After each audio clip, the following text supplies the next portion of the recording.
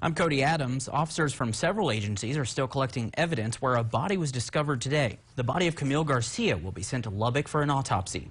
A justice of the peace pronounced the 24-year-old mother dead after someone called to report a body in a trash dumpster in the 1000 block of Cactus Lane Tuesday afternoon. Testimony in the capital murder trial of Isidro de la Cruz started this afternoon. Attorneys in the case seated a jury this morning after more than 2 months of questioning.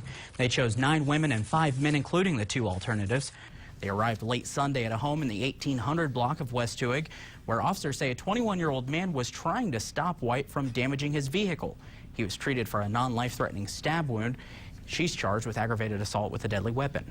Today, SAISD handled 2 separate situations involving social media posts indicating alleged threats. Sources confirmed to KLST that one incident was handled by the Central High School Administration. A separate incident was handled by SAPD via arrest. Given the current controversy over gun control, the Dallas mayor is asking the National Rifle Association not to hold their annual meeting in Dallas this year. A San Angelo man remains jailed for the murder of a woman found in a trash dumpster this week.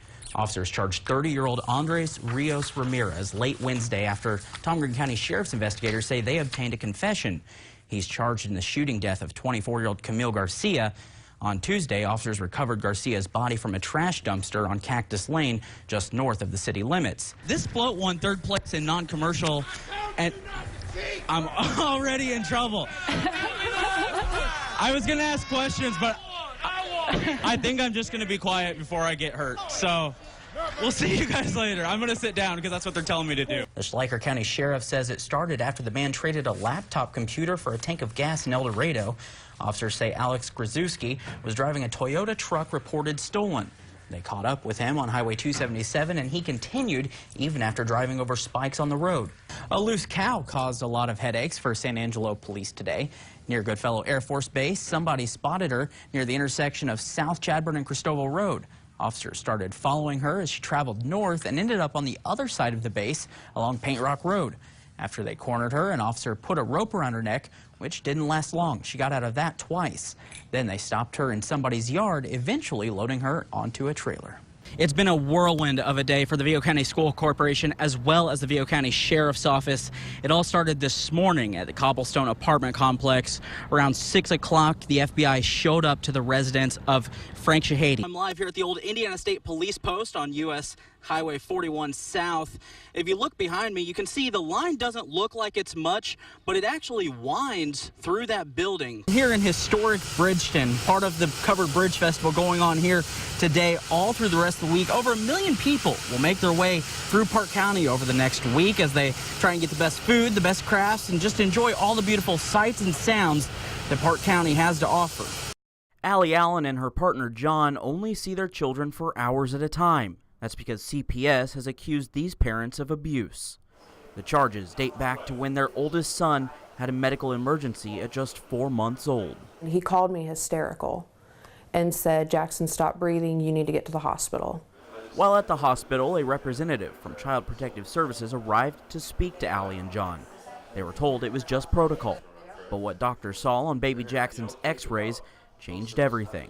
The radiologist told us that they had found 4 old fractures, and I thought they had the wrong room. They also found a new fracture that was located on a rib. It was enough for CPS to intervene, leaving Allie and John scared and confused. I understand them getting involved at that point. What the frustration came from was they never tried to find an answer. Allie and John were accused of child abuse, and Jackson was placed into foster care.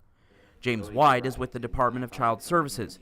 He would not answer questions about Allie and John's case, but says most of the time they rely heavily on the opinion and diagnosis of hospitals. In Indiana, we're blessed to have a children's hospital that is excellent and has great child abuse and neglect experts. That's what they specialize in. White says many people don't realize or understand they can't remove a child without the approval of a judge. It works as a checks and balance system. But in Indiana, he says they're a bit more conservative than other states.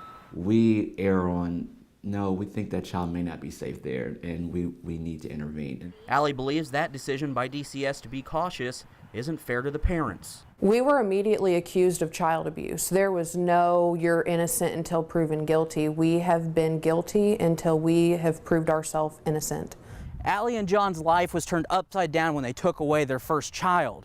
But there was a glimmer of hope, the birth of their second child. It brought happiness back into their life, only to have that vanish once again.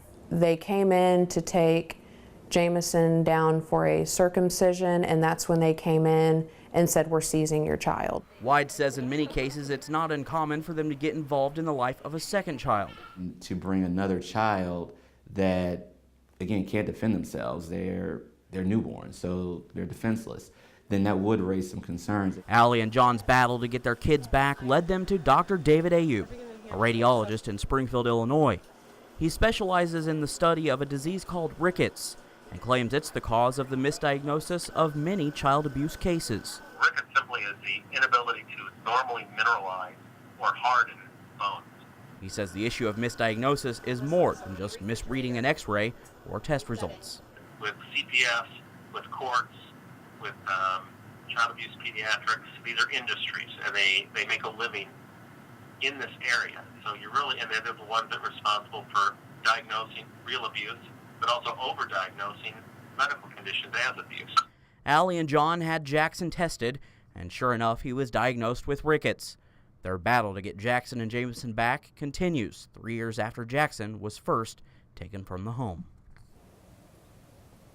You know, and it's hard having things here, you know, outfits that have never been worn, and blankets that have never been used, and days that go by when something big happens and, you know, they can't be a part of it. But James Wide with the DCS says their intent isn't to keep families separated. And the time could be a little bit longer because of different things that could come into the picture. But our goal is still the same, is to first reunify that family, but we want to do it safely. The child has to be safe.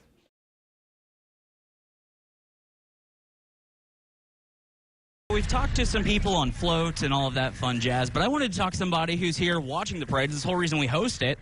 Here's my friend Elena, and I just met her just a little bit ago. Elena, what grade are you in? Second. Second grade. What's your favorite part about the rodeo parade so far? The rodeo parade, seeing my cousin Aubrey. Oh, what float was she on? She was on one of the floats, besides, like two, like with a lot of girls and boys.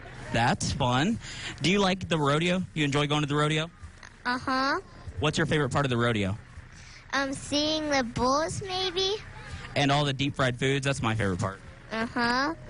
Elena, thank you so much for chatting with me. You're a tough interview. You're welcome. Back to you guys.